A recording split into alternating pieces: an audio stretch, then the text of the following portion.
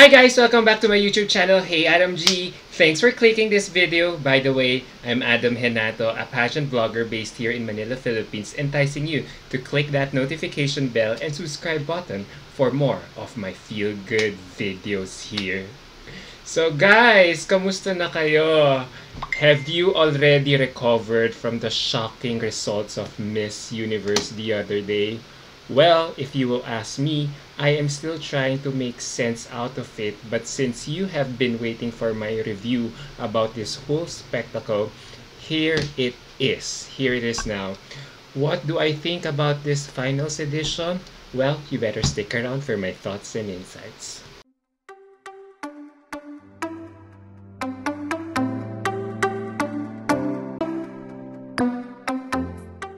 So before I begin, I will try to break it down to you guys by segments of the competition to make this content organized. I will start first with my thoughts on the overall production of the telecast, and then we go one by one with the segments of the competition. Let's start with the overall production. I just feel that this year's edition is one of the least exciting editions I have seen in recent memory. I think I will give the Miss Universe organization a free pass on this because it's still not easy to come out with a show at this time. Having said this, I still want to commend them on certain things involved in the production. I love the huge life-size LED screens at the back. For me, it really gives the show a more visual dynamic as we get to see the photos of these girls splash on screen. I also like the stage lighting. I also like how the stage lighting has improved compared to the one during the preliminary show. For me, we were finally able to appreciate these girls in a better light, literally as they got to walk while introducing themselves in voiceover. For me, I also love the opening number of the show. Each girl had multiple moments at this time. It was great to see them having so much fun while they were doing all their intros. These girls have worked so hard for this particular moment, so giving them a lot of exposure at this time made me think that we were really off to a great start. But, you know guys, unfortunately, this is where I will end the positives as the rest were really going downhill from then on. For me, getting both Olivia Copo and Mario Lopez as hosts compounded the problem as they had no chemistry on stage. Mario Lopez, as expected, was a pro. Yeah, he was really a pro in doing all his spiels, but did not engage the girls like how Steve Harvey was doing it. Olivia, however, looked great on stage, but there were quite a few moments where she seemed bored and disinterested on stage. I can't believe that I am about to say this talaga, but I kinda miss Steve Harvey during the show, as the latter could have given this show a more energetic feel, right? Because for me, Mario and Olivia just kept pronouncing these country names like how it is supposed to be, like Peru, Philippines, Poland. Unlike Steve Harvey, who normally does it like Peru, Philippines, diba? Venezuela! Talagang he was really shouting their country names. You know what I mean? And it was so evident during the top 21 announcement. There was just no excitement on air. It was really boring. I thought getting both Mario and Olivia would be a welcome break from Steve Harvey, who has been hosting it for the past 5 years already. But it seems like I can't wait for Steve Harvey to be back for the next edition. Yes, guys. So, apart from Steve Harvey, I would also like Miss Universe organization to bring back Lou Sierra, Carson Kressley on the show, as I really appreciate their banter and colorful commentaries better with their insights on the walks and even the gowns of the girls and their backstage moments with all these women. For this year, they went something different. They got former Miss Universe title holders Demi Lainel Peters, Paulina Vega, and former Miss USA Chesley Chris for this edition. I think for me, Chesley stood out here with some valuable insights, but even though I love the visual candy that they all served during the show, their commentaries were mostly all about themselves, and it can never be more highlighted when they introduce the national costume winner date, wherein they talk about their respective national costumes during the time that they were competing before announcing the winner. So I hope they would have used this opportunity to give more insights and information about the girls involved in the show instead. So yeah, but yeah. But anyway, apart from that, I am also relieved. I am so relieved that they finally got away with the continental grouping as well at this edition, as we all finally got to see girls advancing to the semifinals based on their merit. I've always felt that the highest scoring girls should always move to the next round, as it only shows their hunger and determination to win the crown, as opposed to giving it for the sake of continental token placement just to make the selection diversified. You know what I mean?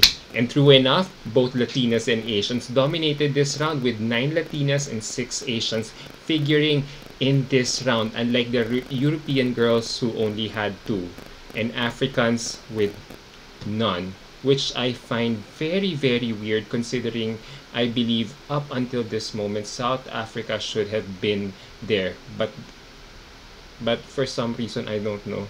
But then again, that's just another story. And now we go to the production format of the show, which was the swimsuit portion right after the top 21 announcement. For me, I thought the swimsuit competition was fun and breezy. I love the music that they used for this segment of the competition, as we saw the girls having the best times of their lives, strutting their wares on stage. I thought the Latinas really killed this round with their strong pasarelas and huge stage presences, leaving the Asians at a really glaring disadvantage, as they really couldn't keep up. So when six Latinas moved to the next round of the competition, I was no longer surprised, because they really killed this round. So, but then again, if there is one thing that still bothers me, is that the robes or the capes that they use were really quite distracting. I don't know why the girls did not take it off. It's either probably they were instructed to keep it on, as the swimsuits were skimpy, but for me it wasn't really skimpy at all, or probably nobody taught them how to, in the sense that most of the girls know how to work a sarong or cape, but a robe really threw them off their game. I just wish this is at this point where I wish Luciera or a runway coach helped them on this. And now let's talk about Rabia's swimsuit performance, as she was also part of the top 21. Let's start with the hair and makeup. She really came out looking like a seductress, as she sported smoky eyes, lots of lashes, nude lips, and bouncy bombshell curves. Nakita niyo yun? Ang curvy talaga ng katawan niya. In my opinion, this was the perfect look for the swim on Rabia Mateo. The yellow bikini by Emma Saval really highlighted her gorgeous dusky skin tone. As in talagang lutang na lutang talaga yung ganda niya doon. But as for her walk, for me, it was okay. Not the best of the bunch, but neither was it the worst in the group. Her body was very toned and her curves were very womanly. For me, sa totoo lang talaga guys, nerves really caught the best of her. From the way I see it, she was fierce lang all throughout. Not the smile, wala siyang pinakitang smiles na we're so used to. Plus yung ikot niya, yung turn niya, medyo malamya for me as compared to her MUP performance and prelims performance a few days ago. It was not as powerful. Nawala yung landi factor eh. Alam niyo yun. And wala yung may mga variations ng emotions sa face niya. Parang naka-automatic fierce mode si Rabia all throughout her walk. Nakapansin niyo yun? Parang she was like a deer caught in the headlights. But yeah, sayang, I wish she could have smiled, because her smile is a killer. And it did not help her also that the girl before her was Puerto Rico, na sobrang pak na pak ang pasarela, and the one who came after her, Brazil, mas lalo na talagang may control silang pareho sa stage. And maganda yung mga turns na pinakita nila. So, mas nakita na highlight yung difference nung swimsuit performance ni Rabia kaysa doon sa dalawang Latinas. Also, when you are at the judges table, you could really see who screams confidence on stage at sino yung kinakabahan. There's always a possibility that the judges saw that, and no matter how great her previous performances were, they have to be fair talaga. And as I watched the pageant again, there is a high possibility she really couldn't make it as well, because Colombia and USA had a very good swimsuit performance too, yet they still did not make it to the next round. So I wasn't really surprised that these Latinas really nailed this round as we had all expected. And this is why I can never emphasize it more than ever that I really miss the opening statement round that we used to have for the past 2 years. Since we don't have an idea how the girls perform on the closed door interview, we didn't get to see how they talk live on stage. Diba? And this could have been, for me, this could have been retained so that it would not have looked like a pageant tailor-made for a Latina to win, because this could have served as a perfect balance in narrowing down the girls into half. From the 21, we could have at least seen a good balance of how these girls could talk in preview of who deserves to get to top 5 based from their ability to walk and talk, which is the swimsuit round. And it even extended all the way to the evening gown segment of the competition, wherein except maybe for India, Australia, and even Jamaica, majority of these girls are not eloquent in expressing themselves on stage. Now, let's talk about the gowns of the top 10 girls. For me, let's start with Jamaica. For me, Jamaica really looked so beautiful and regal when she walked. She was very poised, although her prelims dress was more beautiful, as this one was a little bit bulky and parang nahihirapan siya to move on stage.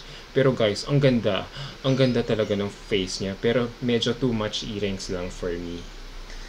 Next to her is Dominican Republic. For me, I am so surprised she got into top 10, but facially, she is so beautiful as she reminds me of Joan Smalls. When she came out in that gold gown, there was nothing special talaga at all, but her walk screamed confidence, and I just love her flirty variations of facial expression. Yun yung hinahanap ko kay Ribia sa swimsuit competition na hindi niya naibigay. Ito yung example na sinasabi ko kay Dominican Republic. Next is India. For me, India. She wore the same dress, but her darker makeup added the glam factor that she needed for her to stand out. For me, she really took the time to walk and had her moment there in this evening gown round, which worked because she really looked and screamed like a movie star on that stage. Next is Peru. For me, she also wore the same gown as in the prelims, but her arrive and presence were so much better in the finals. The softer makeup and low ponytail made her look effortless. Napansin niyo yun? Mas lumutang yung ganda ng face niya talaga in this round. Like, she did not need much to stand out, and her gown made her look so tall. It was really a perfect moment for her. Now we go to Australia. For me, Australia looks so stunning in her vixen waves and smoky eyes upon close-up, but I really did not like the gown here. She looks small as compared to the other candidates. When it comes to her catwalk, her turn wasn't smooth at the end of the runway, and her pose after that was kind of sloppy. I hope you guys watch it again to see it for yourself. Next, we go to Puerto Rico. For me, Estefania had a better gown in the prelims as she looked fresher there. Green, for me, is her color. However, her hair and makeup, no questions asked. It is very beautiful, very sex kitten, and fierce. But the gown for me was bad. Yeah. The top half and lower half looked like two gowns that were combined, and I thought the bottom part of her dress lacked more fringe details. I would have wanted her to pull off a Maxine Medina or Leren Bautista wherein it was full of fringe to add more drama. Yeah, but for me, it wasn't really queenly, to be honest. For me, she shone more in the prelims. Now we go to Thailand. Amanda definitely looked beautiful, and although it's a lot similar to her Miss Universe Thailand finals gown in terms of cut and silhouette, she really stood out for me in this round as it was really refreshing. It was really a refreshing color in a sea of metallics. It was also quite a good contrast from the backdrop being red and black, yung backdrop ng stage, and her pasarela here was also strong, and she delivered as we had all expected. Next is Costa Rica. Have you noticed how she is serving a Latina Gazzini Ganados? The red lip, red dress, red shoes scream power! For me, she did not come to play as she really meant business. She was channeling her inner goddess feels in this round when she came out, and I really thought she would really make it to top 5. That red gown really looked good on her, and her pasarela made it even more beautiful, and her presence was very strong in this round. And now we go to the eventual winner, Mexico. She really looked polished when she came out, and her walk was very controlled, which I really, really like. You could really see that she really is a pageant veteran here in this dress. But for me, I still prefer her prelims gown better because, to be honest, it was more interesting. But the fringe detail at the bottom half of her gown really highlighted her hip movement of her pasarela. Smooth turns, and alam niyo yung smooth din yung pag-iba-iba ng mga facial expression niya. So it made her turn more exciting and enjoyable to watch. And now we go to Brazil. For me, Julia Gama really had a better gown here in the finals than prelims, as this blue beaded number made her a standout. For me, I just love her beautiful styling here, which involved alam niyo, push back hair as it showed her beautiful face, and that's what you will first see on her, diba? And her walk was very fun and flirty. She really totally nailed this round, as it made me question my top 5 predictions. And I kinda knew she was gonna get through the next round based on that performance. Since we were only able to assess these girls based on their physical prowess to deliver on stage, the girls who ended up making in the final top 5 were really underwhelming in terms of their answers from these 2 rounds of Q&A. Even though Peru gave the most sensible answer out of the top 5, it still pales in comparison with Sozi's iconic take-up space answer or Kat's memorable silver lining line on her Q&A. There was nothing special to make you aspirational from that round except for Peru, but still, she still did not end up winning too. And it is also at this round where I felt India underperformed, considering that this is supposed to be her strength. I expected her to have a mic drop moment and, dominate this competition. Had there been an opening statement round in the top 20, I am now in doubt whether India, the supposed best girl in the lot, would have had the ability to make it all the way to top 5 given her underwhelming answers. Had there been an opening statement round, we would have seen other girls like Argentina, right? Great Britain, or even Rabia, Philippines, make it to top 10. And who knows, top 5. So, guys, when the top 5 was called and after they all delivered their answers during those 2 rounds, I can really feel it was really the weakest top 5 in recent memory of Miss Universe, unlike the previous batches of 2018 and 2019 wherein the girls who were part of it were really a combination of beauty and brains combined. Because the questions that were asked in these 2 rounds were easy compared to the military basis question that Pia got during her time, or even the legalization of marijuana question that Catriona got naman during her time as well. Even the question that France got in 2015 and 2016 were harder than these questions that we have heard 3 days ago. Terrorism, diba? It was all about terrorism and open borders. And the questions this year were easy in the sense that you had these questions all coming in, just basing it from current events and what we had seen in other pageants. It was at this point, I was kind of disappointed with Mexico and India's responses, because Mexico got a COVID-19 related question that if she were a president of her country and how would she solve it, while India got a question reminiscent of what the top 5 girls in MGI got 2 months ago, which is lockdown or economy. So Naalala nyo yun? So this is why I couldn't help but compare Samantha Bernardo's answer to Adeline in terms of essence, as Samantha really nailed her question on this round. While on the other hand, si Peru naman, Peru's questions were also kind of basic as it touched on women empowerment and environment, which we have seen in past Miss Universe or Miss Earth editions already. Yet none of them gave us memorable answers. You get my point. So, why is it that when Latinas dominate the top 5 round, they are always seem to be given easier questions? Pansin nyo yun? And so this is why we all cannot help but feel if we are now back to the Trump era of selecting the girls again. For me, if you will ask me, I still don't believe we are back to that kind of selection method again, knowing that it is still under IMG, that Miss Universe is still under IMG, and IMG would still like to crown a woman who can speak. In the absence of high-profile and red carpet events and travels, the newly crowned winner will still need to engage her following with her gift of gab in promoting the causes and advocacies of the organization through a lot of online interviews. So as I really think about it, guys, for me talaga, it just so happened that it all boiled down to judges' preference, and we could not blame them for it, as the show felt like a Latin concert or a show in which, or a show in a Latin state with majority of the crowd from the nearby Spanish-speaking countries attending that particular event.